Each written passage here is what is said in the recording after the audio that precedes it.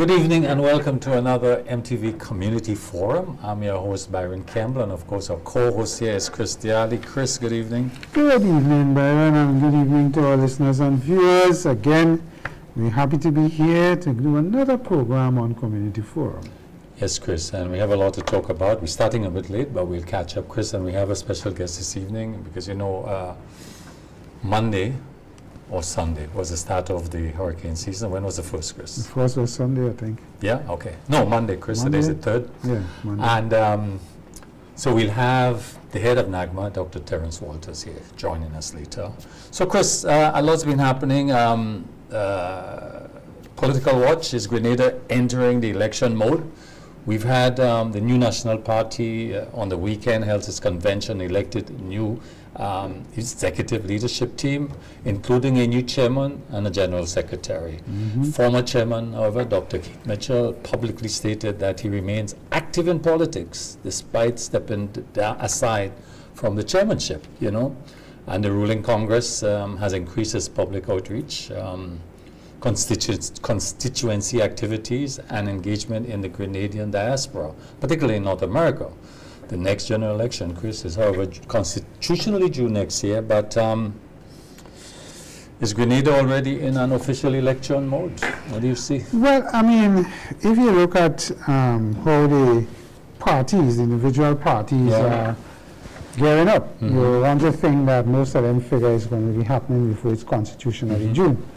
You didn't talk about DPM, but DPM is also part of that mix. That's correct. Right, and based on their level of activity at the constituency level as well, you could say that they started with in the yard or in the backyard, and that has quieted down, but they have launched new candidates for new constituencies, so they also are ramping up. NDC with their convention also had some interesting changes on the executive. It's now a younger executive than it was. You mean the NNP? The NNP, sorry. Yeah, right. Younger looking executive. Certainly the new chairman and the new secretary. Young people. Probably the grandfather there is still Mr. Boyd. Yes. But when you look at he's a deputy chairman. Right. When you look at Kate Rose and Emlyn Pay and so on, relatively young, proper young, which sends a good signal in my view, in terms of succession planning and where the party intends to be strategically over the next cycles of election. Because these guys and ladies are young people. So it is a good sign from that side. On the NDC side, as you said, they're ramping up in terms of I think they have a big get together on the 23rd of this month or the 26th, and the diaspora homecoming and all of that. The 21st, is it? That's the mega rally? The mega rally, and with that they're merging the diaspora homecoming. But as you mentioned diaspora though, could overseas Grenadians become a decisive factor in the next election? Well, it depends on two things, whether they're registered, first of all, and living here. You have to have some residency? I think there's something about the residency. Because CBI citizens normally don't vote because of that, because of the residency requirement. So it is to see how, and then if they have to come, they have to fly in or whatever, if the election is not called when they're here, and the 21st kind of close. So the other question is, how much influence you think can Dr. Mitchell still exert within the party? Well, with Dr. Mitchell's experience in politics over the last 30 how much years and being a always serving parliamentarian, I think from an experience point of view, he can guide the party in a number of areas. The difference is, when you're the chairman, the suggestions or direction or policy directions will have no weight when you're the chairman. As a chairman, you have one vote, but you might have a casting vote if something is. So you do have a certain amount of power in terms of strategy and forward-looking. He's no longer chairman, so he could advise accordingly. You can't stop him from giving advice. But the fact that, some pundits, in fact, some persons claim that the fact that the appointment of the general secretary, the new chairman, is his replacement in his constituency, Northwest. So some people believe that that's a direct appointment, something that he would have instigated, carried out. Yeah, but so his influence, so his influence and power you could give it as much as you want, you know. Yeah, You don't necessarily have to take it. yeah, And that's the difference. And in these parties, don't underestimate the power of the secretary. Nearly everything goes through the secretary.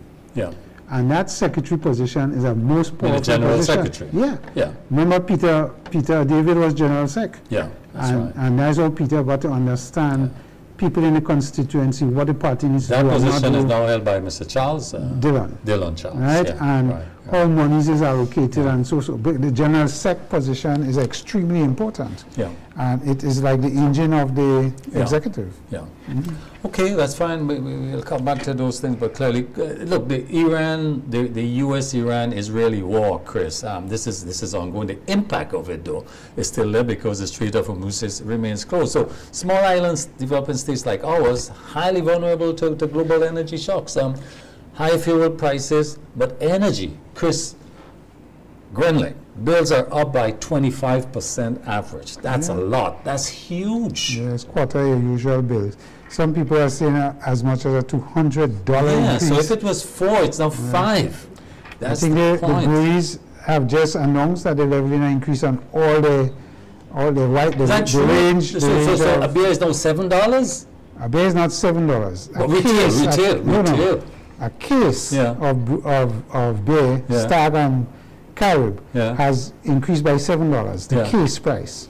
So if So you're what- paying, But fif- in retail, what is like to be, you're getting a beer for $5 before. let me finish. Yeah. If you're paying $58, Right. you're now paying $63 a case. Okay. So the average price of a beer has increased by about 50 cents. You have to divide it by 24. Okay, but the retail cost, what would... Well, the retail cost, if you used to sell a beer for $5, you're now selling for $5.50. Are you not going to see $5.50 beer, Chris? No, what I'm telling you, what the real situation is. situation. But a man will say, okay, the price of case gone up by $7, you're moving the price from $5 to $7 a Someone told me beer. they paid $7 for one. Right, Chris, so, but that is not what it should be. That's not what it should be. The But the retailers are point you're making is exploiting. that everything that Correct. uses energy is going to go up. So Yeah. cost of living, Yeah. we're going to see a major... Significant. I mean, net imported inflation, remember we are net imported country. Yeah, And freight Yeah. is not only the price of goods, freight has also gone up. So you have to add freight on top of the actual price of Yeah. goods that have increased. So- So you're getting a yeah, double impact. Exactly. So small Right. states like us, like Grenada, becoming economic hostages to conflict over which we have no No say and no change. You could We change knew, them. and we spoke about that this guy Trump was bad for the world, bad news for the world, you know. Yeah, well, Chris, Trump there's a- supporters will think he's an excellent thing for the world. There's a horse issue in Grenada, Chris. You heard about it? No, I've been told. What you know, Chris? I've been told that horses came into the country. Yeah, They were examined from a health perspective right. and found them not to be 100%. And There are they- some ticks, and a they- particular type of Right, ticks. and they called it the horses. Yeah, they kill them. They Well, called euthanize, killing. euthanize. Right, so, I mean, that says to me that wherever the source country was from, Yeah, the homework wasn't done properly. yeah, They needed to examine these things before they export them yeah. to understand that the jurisdiction they go into need to be cleared in terms of health and everything else. Well, what were they bringing in these horses for? Because tourism, entertainment, rides and so on. A business, they were pregnant, I understand. Because so the question, some questions here, whether treatment options existed. Well, it depends on the type of tick, eh? And the information coming from Key Vet says yes, it was treatable. But and some and the ticks- treatment existed here. That particular one, apparently. Yeah. The other thing, whether authorities acted proportionally. In other words, they balanced the decision in terms of the impact and whether it was salvageable. That's the question. I don't know whether proper procedures were followed, meaning the persons importing those horses.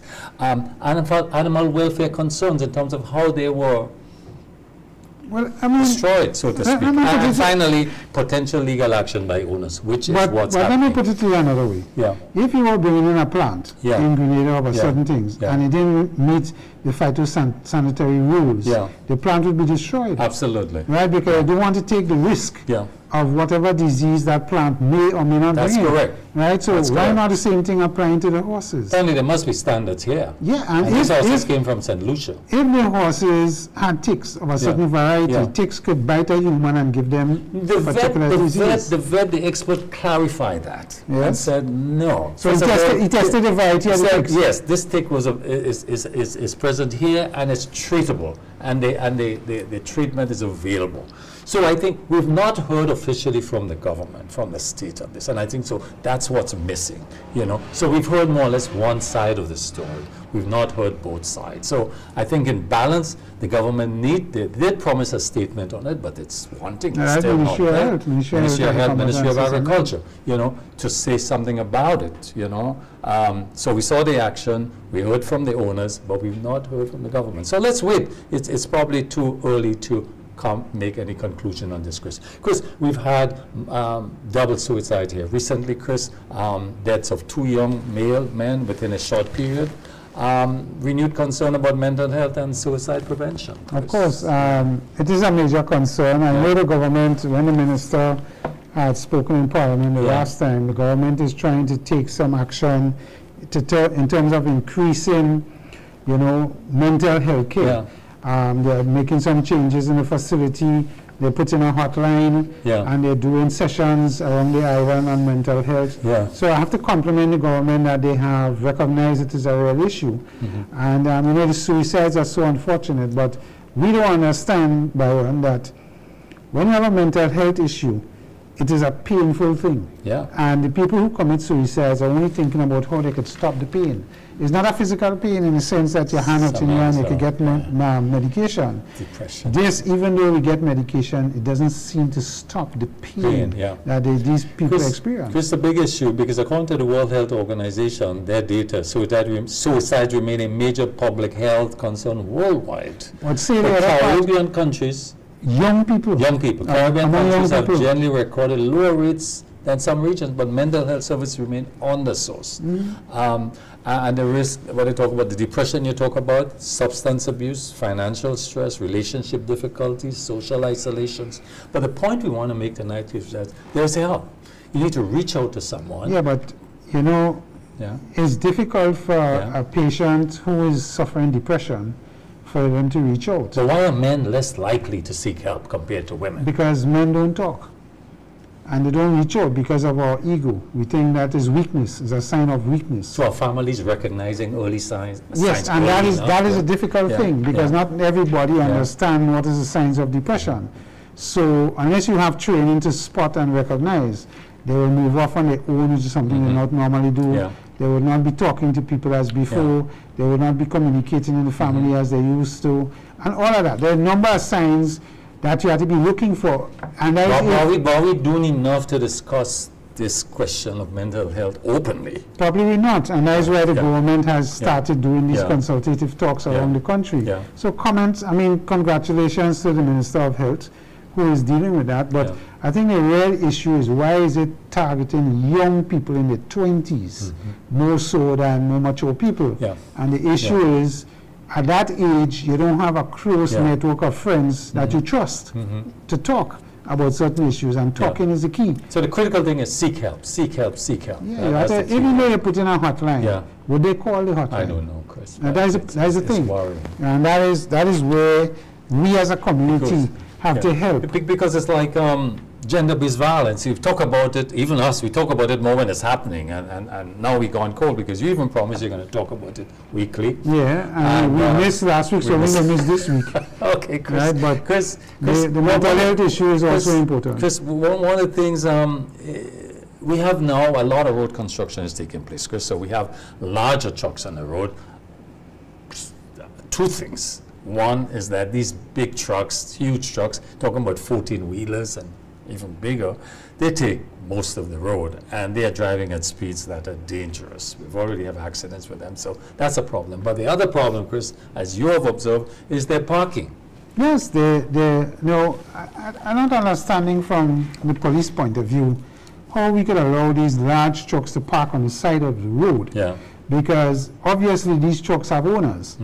And if the driver is going home with the truck and he has nowhere to park it, he parks it on the side of the road. It's now on the road. Because if you have a two-lane road and trucks park on one side, it narrows how you could navigate. Now we're seeing 40-foot trailers being parked on the side of the road. And the trailers are wider sometimes on the park area. So it's narrowing the road for you to navigate. So it is a safety issue. How could we allow these large trucks and trailer trucks to park on the side of the road. I mean, something has to be wrong with us in our traffic, what we do in the traffic control. Yes, we have the problem with parking in the road because you don't have no way to park your vehicle. Now we have these large vehicles parking on the side of the road, narrowing the road even further. So those of us who ply in the road, and we have a lot more vehicles plying the road. Well, of course. A lot more vehicles based on the average of 300 a month. So the volume of vehicles have increased. Significantly. The speed that we travel at with these young drivers have increased. Yeah. And then we narrow in the road from the sides coming. So we have a problem. We have a major problem. And we have to deal with it immediately because we're going to have more and more accidents. Yeah, but we have a problem. Yeah. Chris, we have a labor issue in Grenada too, particularly in a lot of sectors. Agriculture for sure, I feel this. And construction. But CARICOM single market and economy was designed to facilitate free movement of labor and skills among member states. Despite progress, a lot of challenges remain. Immigration procedures, documentation requirements, national security concerns, recognition of qualification, political sensitivities, also all these factors. I have a friend who. Before go ahead, Chris. Barbados just instituted free movement of people to the Barbados. Yeah, was Barbados and which is the other one? Dominica? Probably, I can't remember. But I know Barbados for sure. Yes. Has it. Yes, and all the Barbados have done is use their laws for when you bring in and so on. Once you're a CARICOM citizen and you qualify, skills as well, carpenters, plumbers could move. The issue is, why are we as other countries not holistically taking it up? If you're a CARICOM member state, why are we not? Why are we using petty political things to stop it? The free movement of labor. Barbados has opened it up. And I ain't hear no major complaint coming from Barbados. Yeah. What you're hearing is positive things. People are coming. A man or woman will not leave her country or their country of birth and just move. So why is the labor mobility remain so difficult despite regional agreement? Well, I think it's a politics more than anything else. You may say you don't have the necessary infrastructure in terms of housing and other things that may mitigate. Is it a security issue? I mean, is it? Well, criminals don't need. Is it border security? Criminals don't need free movement to move. They move anytime they want. So it's not a security issue from my point of view. It's a normal people who are not a security risk are given stress. So we send agricultural workers to North America to pick apples and to whatever. Right. What else? We don't have for ourselves. Yeah, so we have, I mean, dire need.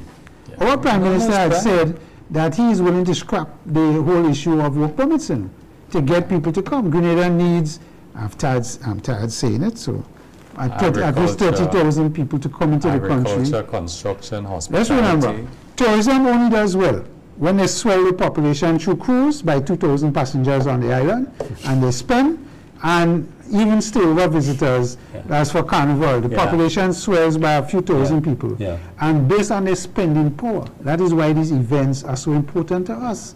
If we have a constant 20,000 more people in Grenada spending, the economy, the ECCB, that 7% we want to 7%. How are we going to get to 7%? Correct. And one of the ways to get at is to have more people here, consuming and spending. Yeah.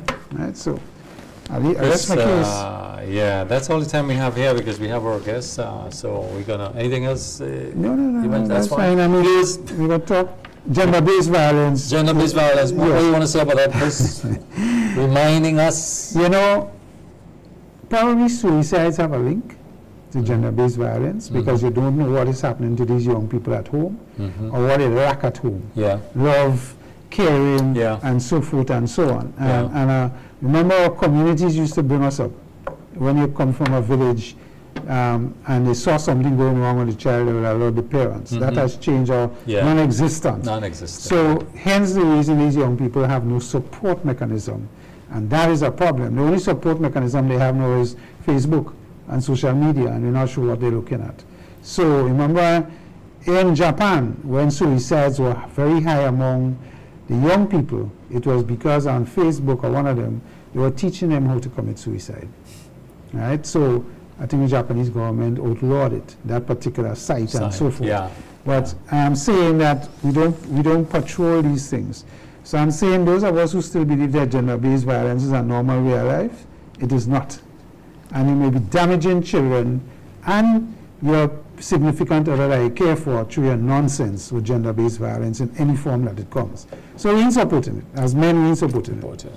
Well said, Chris. Viewers, stay with us. We'll be back with, remember we said that hurricane season, Dr. Terence Walters, head of NAGMA. Stay with us, right back.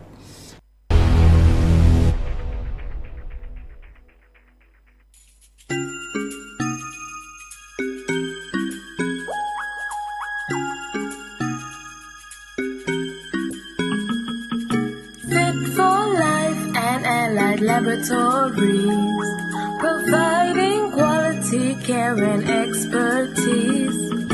Fit for life and allied laboratories. See our in-house doctors and our pharmacies. Get expert care and quality tests. When it comes to your health, you deserve the best. Fit for life and allied laboratories. We're taking care of Grenada. Get ready for the ultimate culinary showdown. It's Flavors Face Off, Mom vs. Dad. Saturday, June 6th at the Monrouge Plainfield from 10 a.m. to 6 p.m. Register now. It's free and bring your best dish to the table. Cash and exciting prizes to be won. First prize $2,000. Second prize $1,500. Third prize $800. Only one team will rise to the top, and the excitement doesn't stop there. Be there for the official launch of MTV's Vibes to Spice Mass, your ultimate showdown to Carnival. Don't miss it. Register now and be part of Flavor, the fun, and the vibes. Flavors Face Off, where taste meets competition. Don't tell me I can't. Don't tell me I can't mash it up. In Grenada, sports aren't just a game, they're a way of life. They teach discipline, teamwork, and resilience. They inspire the next generation to push boundaries and chase excellence. That's why the Investment Migration Agency of Grenada is proud to support sports initiatives as part of our commitment to youth and national development. When we invest in sports programs, we invest in the future. We invest in the health and well-being of our youth, and we invest in broadening Grenada's reach, proudly connecting our athletes, our talent, and our nation to a global community. Together, we all go further. The Investment Migration Agency. Unlock the possibilities.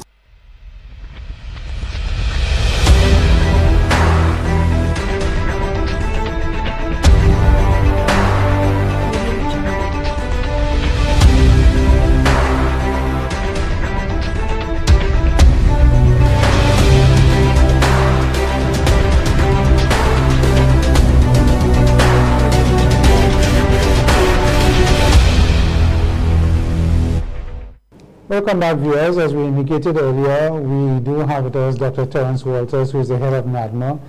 That is going to tell us about NADMA's preparation and probably the season that we expect for this hurricane season, as you know, started on the 1st of June.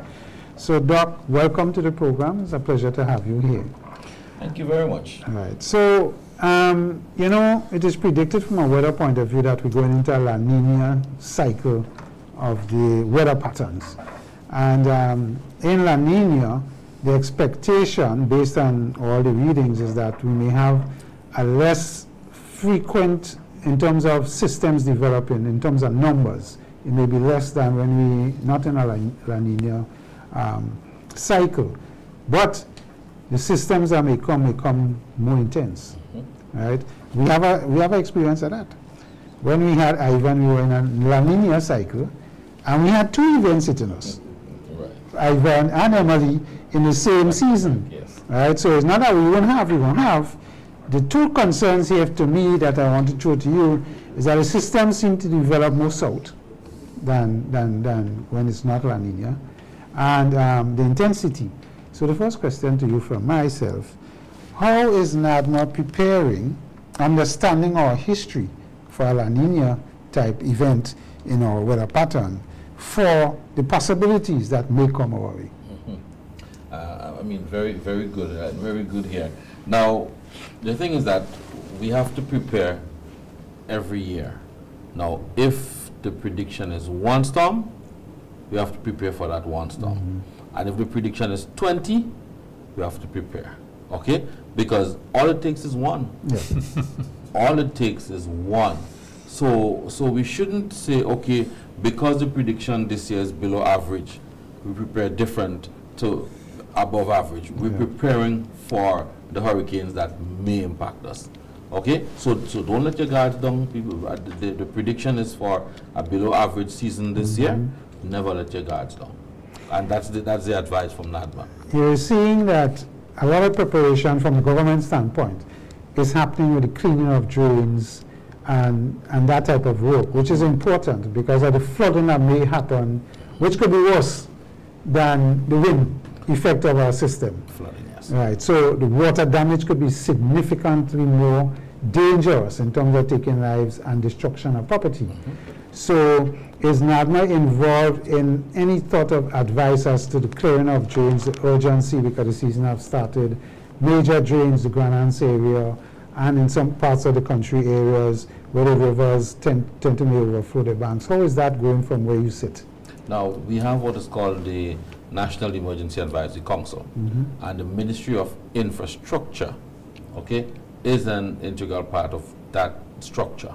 Okay, so it's a comprehensive approach where we have quite a number of entities being part of the council. But are there acute areas in the country that NADMA would have identified that are more that has a higher risk for damage than other areas? Is that So part we of the know of, consideration? we know of some of the areas, okay.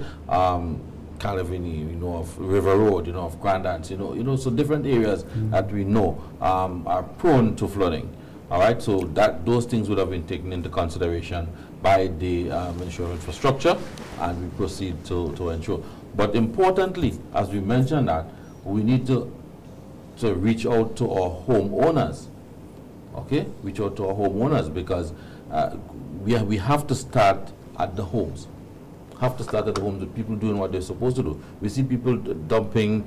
I wanted to come to that. River, right? We see people dumping in the rivers, dumping in places, and then when it rains heavily, you having the debris washed down into the rivers, into the waterways, onto the bridges, and so block the bridges, and then you have the flooding. So we need to start with our individuals. I pass and I see people. Well, I don't see them, but I see where they Effects come. of what they do. Yes, I see. You know, my friend here, my host, was upset the last time when I said Grenadians are nasty. And I said it with no apologies. You're apologizing now, Chris. No. I'm just supporting what Dr. Walters is saying. I use, not because of anything, but Coffee Bowl is a good example. You just have to have a heavy downpour of rain.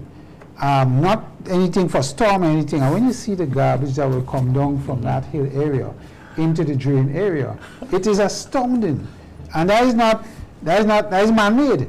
That is my point. So I'm just saying. I would add irresponsible. Right. Rather than nasty, right? Well, yes, okay. So he would Responsibly nasty. okay, but I would say it's irresponsible behavior because Yeah. we have some truck drivers Yes. who they have to go to Perseverance. And they But dump instead it of that, anywhere. they find some secluded Yes. area and they dump. And we must address that. I could talk about down by Fort Judy by New York, they dump on the whole side, and there's a major river running there that could have impact on the river. Yeah. And that could damage people's property on the side. So, So it is something that we do pay attention to. But that being said, Doc, in terms of NADMA's internal preparation, 'cause I know you have trucks, I know you have a number of things to help with the distribution and so on, in case there is a situation where we need. How is the shelter's preparation going as it relates to getting ready as the season have started? So we have done the shelter inspection, and that normally occurs between January and April. And we have received the list of shelters from the inspection team, and we've sent it to cabinet. So we should have it approved by cabinet shortly and released to the public. And in terms of repairs and other things we have to do. Yeah. So what happens is that because the shelters are schools, community centers, and churches, okay, and so NADMA is not responsible for any of those buildings. So what we do, we inspect them, and if we find that they are suitable we put them on the list. If they're not suitable, we remove them or we make them a secondary shelter. And a subsidiary So- question to that is, how do we deal with differently abled people accessing? Because that is a problem when we have community centers that don't have no access for the differently abled. Right. So we encourage people to know the shelters. So we publish the list, know the shelters, and know which ones you can go to.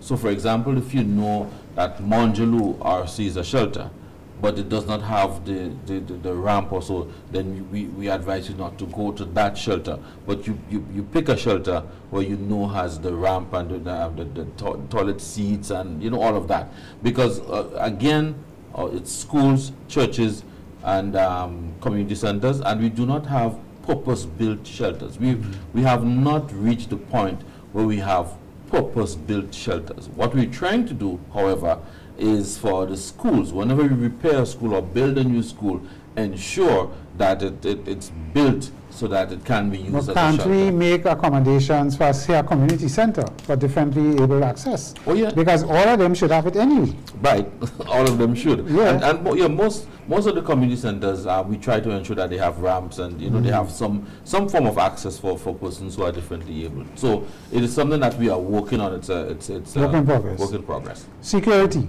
that has been another area of major concern from my experience in Ivan. What are the plans in place for security, and if not, what challenges you see? So we work with the Royal Grenadier Police Force, and so we understand that we do not have, should I say, enough policemen to station one or two, let's say 2 policemen, because you have to work in shifts at every shelter. So we don't have the human resources for that. So what the police would do is that they would patrol, you know, the shelters, and then from the district committees and from the shelter management teams, they appoint somebody to deal with security at the shelter. So it might be What a is at the security shelter? guard. Talking about generally in the country, private okay. sector, and how you police to prevent looting and this kind of activities that may occur, because some people will brave the weather when they see a breach in something and go and do wrong things. But you know, the Royal Grenadier Police Force has learned some lessons from Ivan.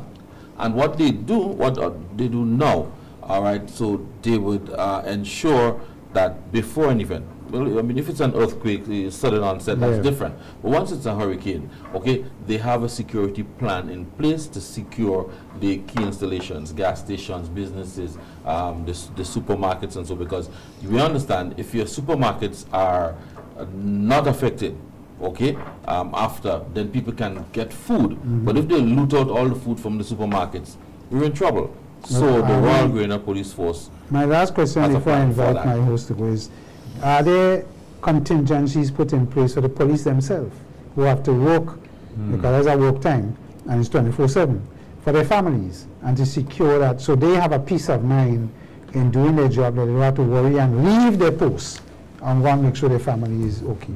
Your family disaster plan is important.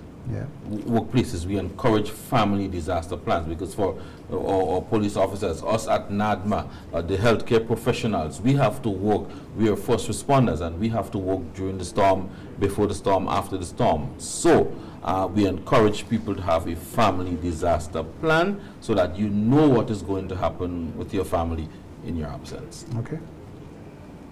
Okay, I'll go to the first thing. One viewer raised a question. They said, for example, you were on last night, GIS, I believe, but in this area, do you have persons who are communicating to the deaf sign language? This is a question that came up from the public.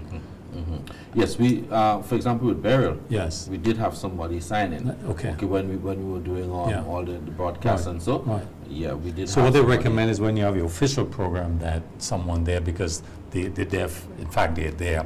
Thanks for that. I mean, thanks for that. Yeah, that's recommendation. We important. really And appreciate we thank the viewer for Yes. sending in this Appreciate that. this fact. Look, burial. I mean, the point I want to make, Dr. Walters, every disaster exposes weaknesses. Looking back at burial, what failed? All right. So I What kept you awake for the first 48 hours? No, I think one of the areas that Yeah. that I was concerned about was shelter management, because we know we activate all the shelters, but having adequate volunteers to manage all the shelters. All right, so that was one of the areas that I was concerned about, you know, with Beryl. Then, you know, afterward, the transportation issue among the islands, because we depend on private transportation, boats. There's no cargo planes that can go up to Cargo, just a Right, small 19-seater. So that was one of the challenges, and we have the two coast guards. Okay, so so in that area, we really need to, you know, ensure that we have a good enough agreement with the private owners. Although I mean it's private, so you know they will do what they have to do. But that was one of the areas that we But You identified. government had promised us in the budget a new Coast Guard to materialize. I'm not sure, I can't remember how long it Maybe would it's have being taken. prepared now, I don't know. Yeah, but are you aware that that is in play? No, yes, I can't say Yeah. that I have. If another Beryl, another hurricane was to strike us tomorrow, what specifically would be different in NAGMA in the first 24 hours? So I think we have improved on our Yeah. communications, so we have a better understanding, a better understanding of how we need to communicate with the public, the kind of information that we need to give, how often we need to give the public information. Yeah. That has been, I'm seeing another thing with dust and all that. Is that from you or you and Met? and Yeah. Met Office. Met Office, yeah. It's a collaborative Yeah. effort between So us that's an and example Met of the Office. improved communication on weather changes. That could be Yes. significant. Yes. So because, for example, we often hear about lessons have been learned, and you've mentioned some of that after disasters, but can you identify like 3 concrete changes that citizens can actually see and verify now compared to then? Well, what would you say? So I mentioned I've mentioned the communications, right? Yeah. The emergency Yeah. communications. All right. Yeah. You know, we have improved our radio, handheld radio Yeah. communications. So Yeah. now, Yeah. if something happens, we'll be able to communicate among all of the shelters before the event. So previously we depended on our cell phones, you know, to call people Yeah. and so forth. Yeah. But now each shelter has a handheld radio. So when we make one broadcast, you hear it throughout Grenada, Carriacou, PG Martinique. That's one of the major, you know, improvements Yes, that we've yes, made. yes. Transportation, right? Transportation. We now have an increased fleet. Okay, so that's one of the things that we have done, and now we have added equipment, chainsaws, you know, the generators. And so we have added equipment, forklifts. We have added equipment for response. And what we've done, we've distributed the chainsaws, right? The police stations. So all police stations now have chainsaws, and we've also given the parliamentary offices, right? So the parliamentarians, they have So they can mobilize within the community. Thank you. They can mobilize. Okay, so those are some of the things that would be different if we have another. To remove obstacles for transport to move easier. Thank you. I want to go back on communication. Sorry Go about ahead. that. No, it's okay. One of the major issues with, even in Beryl and so on, our cell phone communications, once flow or digital is done, we can't communicate. That was major in Ivan.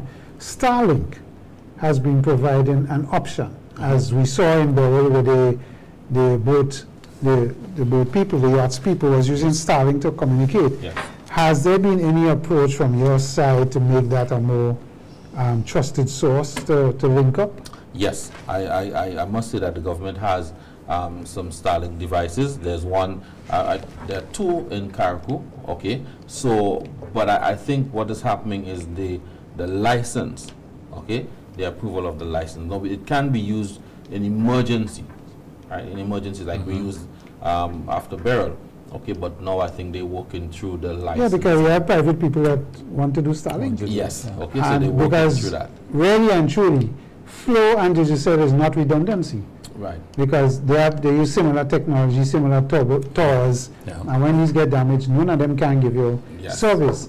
Starlink operates with satellite, so it's a different kind of Yeah, and it's technology. independent. Different, Yeah, yeah. And that's what I Hurricanes are mentioned. not going to do anything to Starlink, Yes, you know. and that's why I mentioned. That's why I mentioned the handheld radios before, because we know during an event, we can have issues. This handheld radio Okay? depends on local links, though. Right, Right. that's right. So that could Okay. be So, yes. depends on Limited the. as well. Limited. Yeah, yeah. But we do have the satellite phones, and I know Oh, you do other have entities those, have but that's not satellite Starlink. phones. No, satellite phones. phones, but they use the same technology. Same technology. In terms of they communicate through satellites. So we have distributed Caraco, PT Matnik, and Dr. Walters, though, is there any part of Grenada, Caraco, PT Matnik that still worries you today?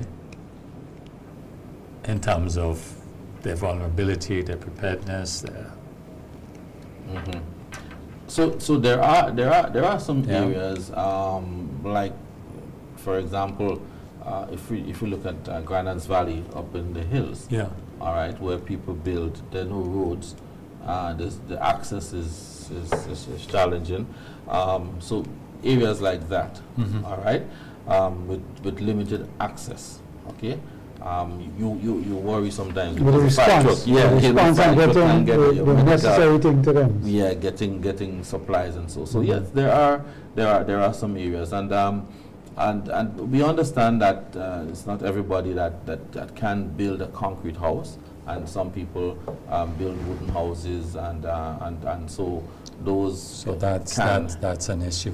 Well, one of the things that happened in Caraco, and I'm going to move from that, but I think it just came to my mind that there's a Build Back Better situation, and we learned that when these houses came on stream, when they were designed, that they did not go through the planning authority to verify their hurricane proof and the effectiveness in disasters. Any concern about that? Were you aware of this was happening, and what was done? I can say that I'm aware that they did. Were not you go through aware? the- Well, what we learned is that physical planning did not approve the drawings, these buildings, before the construction started. Okay, so I'm not. You're not of aware of that. Fine, so I'll move on. So I'm not I'll aware move of on. that. Artificial intelligence is transforming disaster management worldwide. So is NACMA using AI for focused in damage assessment, emergency planning, or public communication? Is there using this technology at all? So we're not advanced in that area. We're just starting to get some training through Yeah. CDMA Yeah. and Yeah. other entities. All right, Yeah. as in terms of the use of AI. We just had somebody come from Guyana, looking at that. Yeah. So it is something that is going to advance over time, but we're not very advanced. But you currently. see the importance of it. Yes. Look, we live in the age of social media. It's everywhere, but the question I want to come here to is how dangerous is misinformation during disaster? And what's NACMA's strategy for correcting false information that could put lives at risk? Misinformation, disinformation. Yeah. Now, what we aim to do is to put out the information early, as quickly as possible. We also say to the public, NADMA is the official source. Correct. So even if you see information elsewhere, you get information elsewhere, NADMA will give you that, because we would take the information from NOAA and all the other sites, and we would tailor it to suit our locality and then put it out. It may very well be the same information, but once you see it from NADMA, that's the official source. In the past, they used to accuse you of not coming out early enough, hence they go on social media. A lot of us have weather reports from Europe, from the US, and we look and track the storms, Yes. and so on. A lot of us do Yes. that. So the issue is, you did say that you want to be much earlier than before, so you're trying to deal with that disinformation. From Yeah, that that's point of right. That's right. But Yeah. but one of the things is that we cannot stop people from obtaining information wherever. Yeah. It's available. Us. Okay, the information is available, and I say to people, fine, you get your information, but just remember to verify with the What you National get. Disaster Management Filter Agency. and And if verify. you get something before you share it, Yeah. verify. Verify first before you share, because a lot of times, recently there was a flood, sometime I think last year, flood, and somebody took photos from a couple of years before. Yeah. So posted. Because Guyana is a matter of fact. Yeah. Right, I posted. Yes, all right. yes, So, yes. so we have to be very, very, very Careful. careful, okay, and verify the information. Ensure that. Question for you here is on the medical side of things, and I want to get your opinion on two sides. How is our hospitals getting ready for eventualities like that and dealing with their patients? And in the mental side, or mental preparedness at the average, is NADMA going to have programs to talk to our people to prepare themselves, not only physically and buying sardine and corned beef and so on, and lanterns, but mentally, because a lot of us have suffered trauma after an event. So is there anything in NADMA that is going to address that in terms of preparation mentally, and how we deal with our old people? 'Cause a lot of them after everyone, they just deposit them in the hospital. Right. Okay. So let's talk about you talk about health. Yeah. And we have a health disaster coordinator, or health disaster management officer, and also health.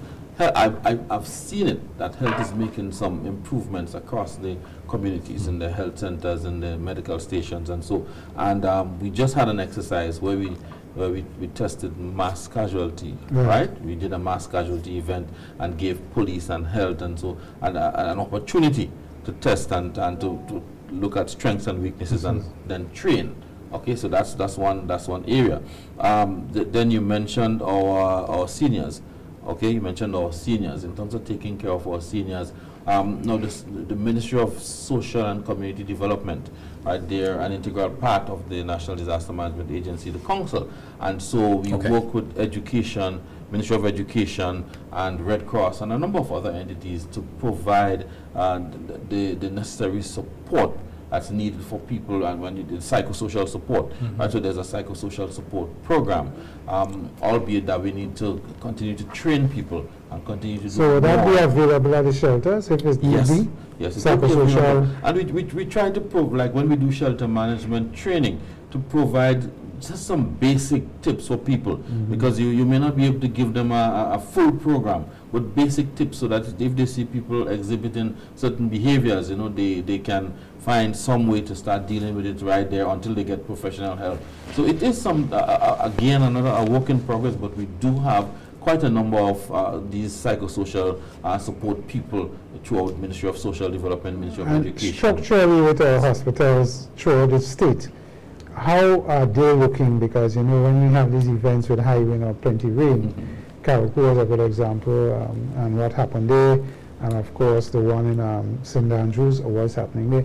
So are we preparing? I know we have a lot of health centers that Right. help provide Centers and medical and stations. support to the main hospitals. How are we looking structurally for the health centers and the main hospitals? Right, so I can't speak to that. I can't speak to that tonight, right? Because I have not done any investigation. Okay. So I can't see. I can. Okay, speak fine, to you that. can't speak to that. We're going to Yes. take a short break now, and when viewers stay with us, we'll be right back. To realize its true potential, we must all be a part of nation building. From every corner of the world, our sons and daughters carry the spirit of the Spice Isle in their hearts through culture, innovation, investment, and service. Now is the time to come home to your beautiful Tri-Island state, to reconnect with our roots, share our knowledge, to inspire our youth, and to help shape a stronger, more resilient economy for generations to come. We are all part of the collective journey to shape the future of our nation. Together, we are building a nation we are proud of, a nation defined by opportunity, unity, and purpose. Grenada is more than a place on the map. It is our heritage, our future, our home. We look forward to welcoming you.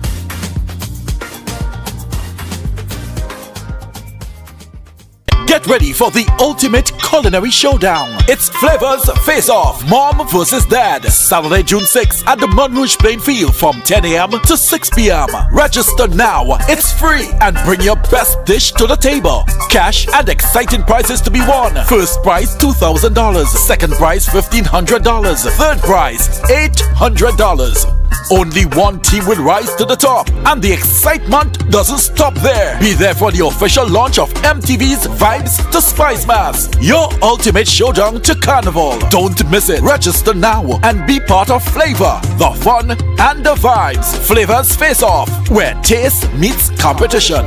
Don't tell me I can't. Don't tell me I can't mash it up.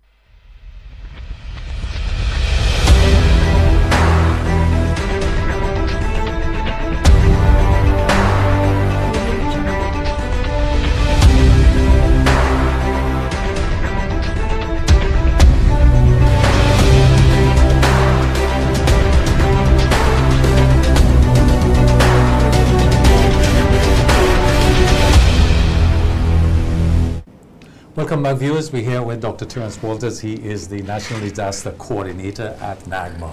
Look, preparedness, critical to your work would be information. There's been reports that there have been budget reductions affecting some U.S. weather and climate monitoring programs. Yeah, the question is, how dependent is Grenada? How dependent are us? How dependent is Grenada on U.S. focusing systems? That's the question. Well, I think the planes that fly into hurricanes, they have The hurricane. cut back. And the hurricane wider hunters. question is, should Caribbean countries become more self-reliant in weather monitoring and disaster intelligence? Yes, I think we need to improve. We have the CIMH, that's the Caribbean Institute for Meteorology and Hydrology, Right, and they have been over the years developing to ensure that that they can come up to speed. Right, Dr. Farrell and his team there, and so we have CDMA. So what we need is the Caribbean to come together, the governments of the Caribbean, to put more resources into the CIMH and other entities that monitor. Okay, put more resources. We can't afford to have an aircraft to fly into a hurricane as a Caribbean. in the Caribbean, but who knows? We may very well get to that level. All right, we may very well get to that level. Sometime in the near future. Okay, so we have to work toward it. Because I'm an optimist, okay? Well, we have to be. I want to switch the We conversation. can't trust the U.S. anymore. You know, that's the point too. You know, if Chris. We had some recent earthquakes in the region. Yeah. Martinique being the most recent one closer to us. They're pretty much shallow. Is there any concern from your organization on we being hit, not necessarily a hurricane or in hurricane season, but an earthquake, because we are earthquake zone because of our volcanicity and the amount of volcanoes, active volcanoes in the region? They call us a ring of fire. Is there any concern from your on response? I suppose the exercise you did recently, casualties, would be an area that will be looking at response to something mass like casualty, that. yes. I mean, earthquakes, we know that they occur, and we know we've had 2010 in Haiti.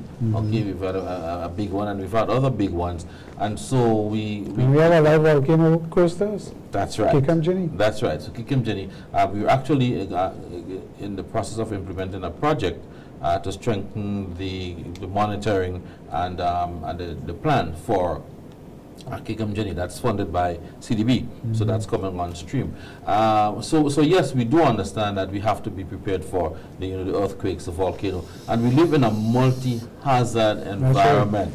It's multi-hazard. Okay? Not only hurricanes. So not just hurricanes, not just storms, not just floods. I wanted to introduce that. It's multi-hazard, and one of the things that we have to be mindful of is that we can have more than one at the same time.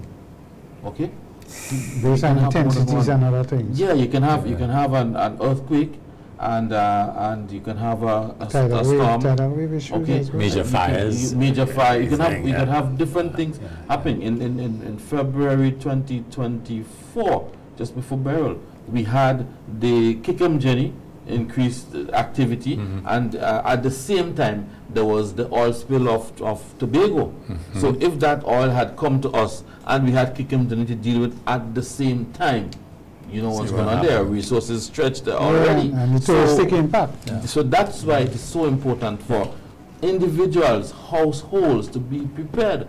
That's where because everybody can depend on the national. Yeah. Okay. But the individual preparation households. for hurricane systems versus earthquake or versus the invasion of the seas or the tidal wave, or there's other tsunamis. Tsunamis, yeah.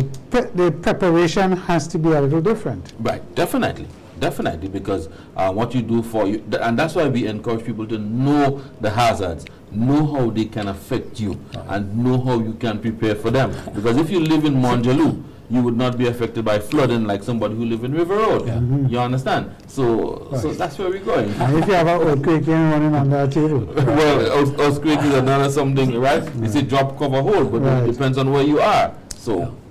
I'll take a different approach. The answers I'm asking you for is either one word or a sentence. We're going to do it fast and short. So, what's the most vulnerable parish, Grenada? You would say. It depends on. Well, which one would you give it? Vulnerable. On which is hazard? vulnerable is disaster. Well, the Which coastal hazard? villages will be. Let's say surrounded by hurricane. water. Hurricane. We're surrounded by water. So the east, yeah. the east, because that's yeah. where the hurricanes would make landfall, right? So the eastern side, yes. Biggest lesson from Beryl. The biggest lesson from Transportation. well, yeah, transportation. Most underrated disaster risk. Underrated. Yeah. Choose between wind and water. Which one is that? Most underrated risk. In our In our area, yeah. I would say wind. You'd say wind. Wind.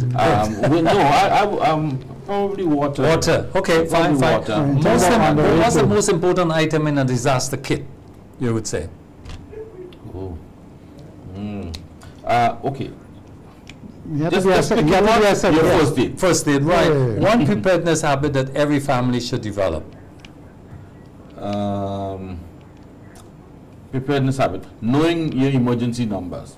Just one, right? Excellent, yes. Knowing your One emergency thing government numbers. should improve on.